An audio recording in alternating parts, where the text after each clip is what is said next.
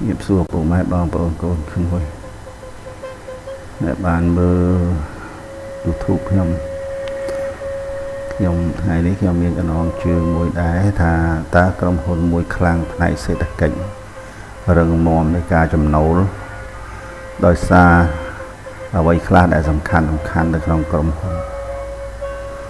ក្នុងនេះខ្ញុំយកមេរៀនដកស្រង់ពីមេរៀនតិចតួចមកធ្វើបទបង្ហាញជូនថាសេដ្ឋកិច្ចមួយខ្លាំងគឺដោយសារទី1គឺអ្នកវិនិយោគបរទេសចូលមកក្នុងប្រទេសយើងនិងយើងជាអ្នកមានទៅវិនិយោគនៅក្រៅប្រទេសថា foreign direct investment inward and foreign direct investment outward ខ្ញុំចង់លើកចូលអ្នកវិនិយោគជនផ្ទាល់មកពីប្រទេសចូលប្រទេសយើងមានន័យថាការវិនិយោគដោយផ្ទាល់បរទេសនោះចូលមកក្នុងប្រទេសមួយឬវិនិយោគជនបរទេសឬក្រុមហ៊ុនបរទេសការវិនិយោគផ្ទាល់ពីបរទេសចូលមកប្រទេសអាចជួយដល់ប្រទេសមួយដោយទី1បង្កើតការងារថ្មីថែមទៀតនាំមកបច្ចេកវិទ្យាថ្មីដូចជាប្រទេសយើងអត់ទាន់មានគេនាំចូលមកបង្កើតការនាំចេញធម្មតាតែកាលណាគេមកវិនិយោគនៅស្រុកយើងគេទៅបំពេញការនាំចេញផលិតផលអ្វីមួយរបស់គេនឹងទៅប្រទេសគេវិញឬក៏ទៅពិភពលោកបង្កើនជំនាញនិងផលិតភាពដោយសារតែគេមានបច្ចេកទេសថ្មីនឹងហើយដែលធ្វើឲ្យ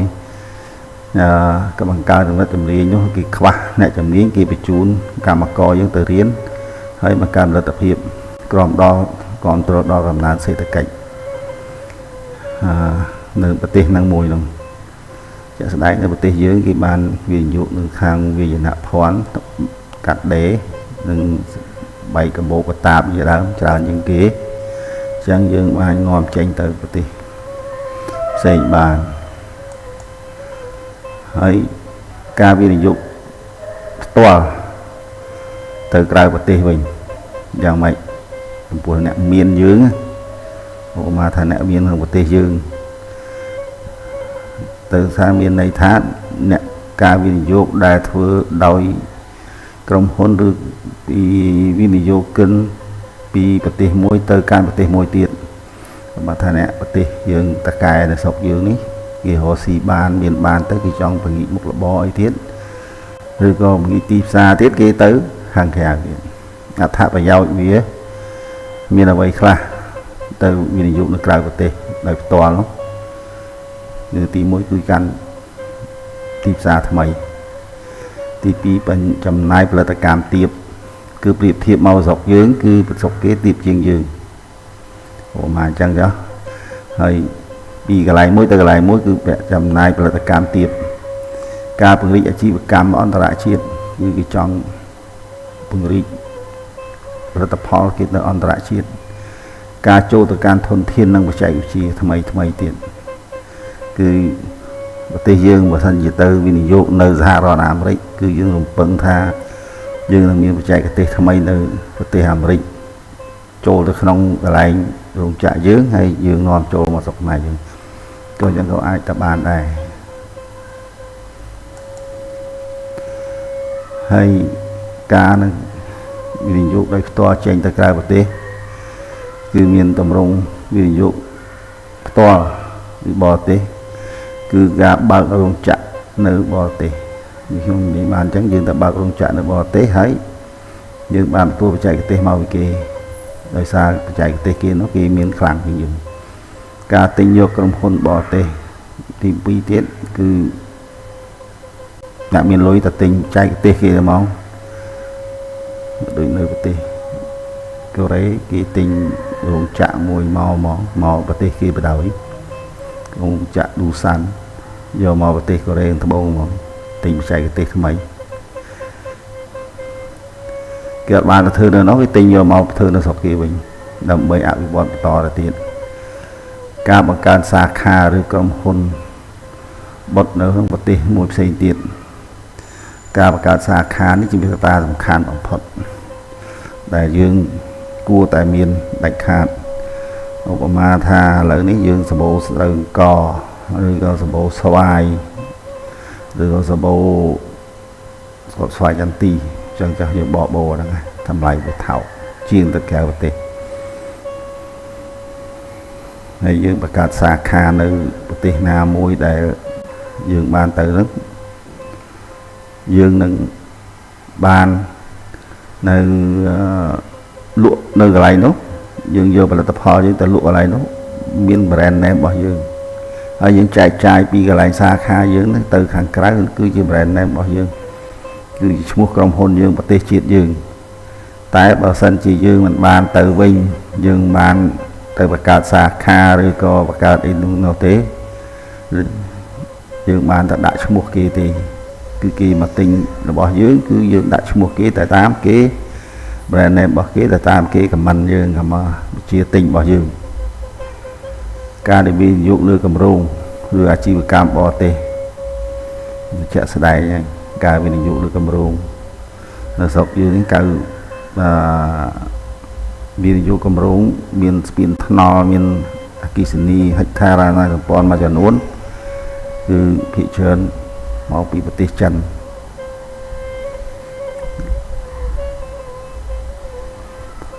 តែចំពោះខ្ញុំសូមបន្ថែមបន្តិចចំពោះអ្នករកស៊ីមានបាននៅស្រុកខ្មែរយើងហើយដែលយើងចង់ទៅដាក់លុយនៅខាងក្រៅប្រទេសដោយមិនបានបង្កើតនៅរោងចក្របង្កើតនៅសាខានៅស្រុកគេនោះគឺមានន័យថាយើងយកលុយទៅផ្ញើឲ្យគេអភិវឌ្ឍវិញហើយគឺយកដើមទុនពីស្រុកខ្មែរយើងយកទៅឲ្យគេអភិវឌ្ឍគឺមិនបានជួយអភិវឌ្ឍប្រទេសយើងទេដើមទុនដែលអស់លោកអ្នកមានយកទៅដាក់នៅខាងក្រៅនោះហើយបើសិនចង់វិនិយោគគឺវិនិយោគទៅគឺរឿងសំខាន់ល្អជាងណែនាំឲ្យប្រទេសយើងមានការរីកចម្រើនឧទាហរណ៍រោងចក្រស្លដែកនៅជប៉ុននៅកូរ៉េនៅចិននៅអាមេរិកក៏ដោយគឺរំពឹងគេវិនិយោគទៅក្រៅប្រទេសគេរំពឹងនៅយកអាភិកគេថាដីរ៉ែជាតិដែកគេនោះមកពីប្រទេសដែលទុនខ្សោយឬក៏ប្រទេសណាដែលគេមិនមានលទ្ធភាពនឹងការស្លលោហៈនោះឲ្យទៅជាល្អដូចណាព្រិចនៅអ្វីជាដើមហ្នឹងគឺគេយកលោហៈអស់ហ្នឹងលោហៈកម្រនឹងសម្បូរបែបណាក៏ដោយគេទិញយកមកដើម្បីបង្គុតគង់រោងចក្រគេនៅក្នុងប្រទេសដើម្បីផលិតចេញជាដែកថែបកិតចេញជាឧបករណ៍ផ្សេងជាស្ពាន់ជាស្អីវ៉ាន់ជាយន្តហោះជាកប៉ាល់ទឹកជាស្អីវ៉ាន់ទាំងអស់ហើយគេនាំចេញទៅប្រទេសយើងមកវិញទីហោបើថាជាក់ស្ដែងគេបូមគេទៅវិនិយោគនៅស្រុកគេនោះវាទៅរករ៉ែពេញកាតនៅស្រុកគេក៏គេមានផលចំណេញរបស់គេគឺគេនាំពេញឆៅមកស្រុកគេដោយថោកចំណែកអ្នកប្រទេសដែលយើងពងទៅយកវត្ថុធាតុដើមនោះបានប្រាក់ចំណូលបន្តិចបន្តួចពីការវិនិយោគទៅប៉ុណ្ណោះយើងអស់លោកអ្នកមានធនធានច្រើនគួរតែបង្កើតក្រុមហ៊ុននៅខាងក្រៅប្រទេសហើយអ្នកវិនិយោគទាំងអស់ហ្នឹងចូលមកប្រទេសនីមួយសម្លឹងលើអ្វីសម្លឹងលើកម្មករជំនាញនិងកម្មករស្ទាត់ជំនាញដើម្បីមកធ្វើការនៅកន្លែងប្រទេសយើងប្រទេសដទៃទៀតហើយគឺគេទៅមើលកម្មករជំនាញសិន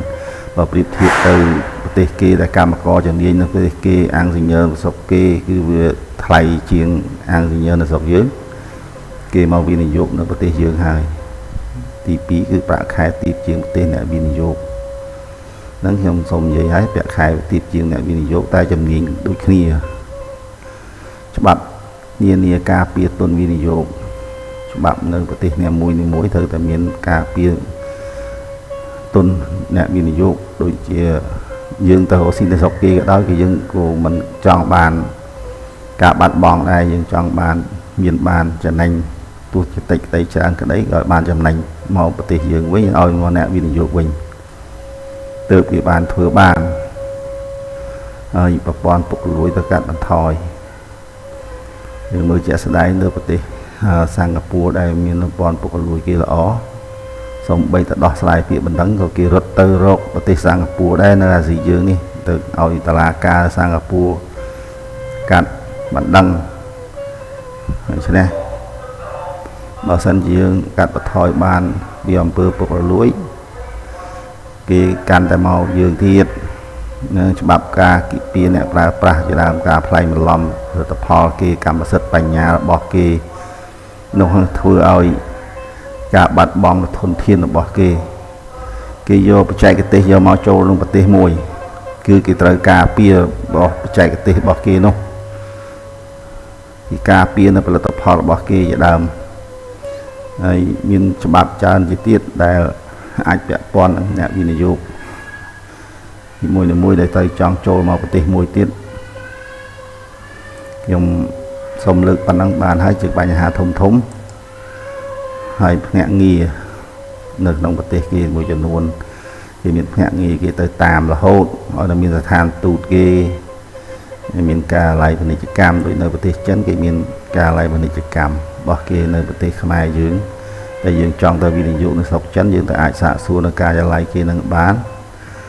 នៅស្រុកចិនហ្នឹងហើយនឹងស្រុកចិនគេមកចង់មកវិនិយោគនៅស្រុកយើងគេអាចមកសួរនៅការិយាល័យពាណិជ្ជកម្មគេនឹងបានប្រទេសកូរ៉េគឺកូត្រាប្រទេសកូត្រាហ្នឹងនៅជិតBuddingនៅជិតនេះកាណាយ៉ាតែកាណាយ៉ាហើយជេត្រូប្រទេសជប៉ុនគឺអ្នកវិនិយោគទាំងឡាយដែលចង់មករកស៊ីនៅប្រទេសយើងនិងប្រទេសគេប្រទេសជប៉ុនយើងទៅសួរជេត្រូតើទៅរកស៊ីអីមានច្បាប់ទម្លាប់អីដែលធ្វើអាចទៅបានប្រទេសកូរ៉េក៏អញ្ចឹងដែរមានច្បាប់ទម្លាប់អ្វីមានការងារអ្វីដែលទៅសំខាន់ដែលទៅធ្វើដូចជាបញ្ហាស្តង់ដារបញ្ហាច្រកចេញចូលទំនិញលើកដាក់ទំនិញអីវ៉ាន់ហ្នឹងក៏អាចសួរតាក់ទងបានហើយច្បាប់គេវិនិយោគនៅស្រុកគេយ៉ាងម៉េចគឺយើងអាចសួរតាមកូត្រាជេត្រូនឹងការឡាយពាណិជ្ជកម្មរបស់ប្រទេសនីមួយនេះខ្ញុំដឹងច្បាស់តែ3ប្រទេសហ្នឹងទេហើយប្រទេសផ្សេងទៀតខ្ញុំបានដឹងទេសូមទោសប្រហែលជាមិនអត់ទេប្រទេសគេធំខ្ញុំមានប៉ុណ្ណឹងដើម្បីជួយណែនាំអ្នកមានប្រាក់ថៅកែធំដែលចង់វិនិយោគ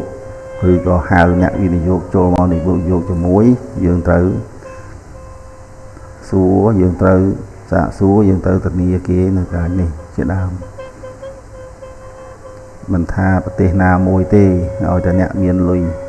គឺតែធ្វើតាមស្តង់ដារនេះឯង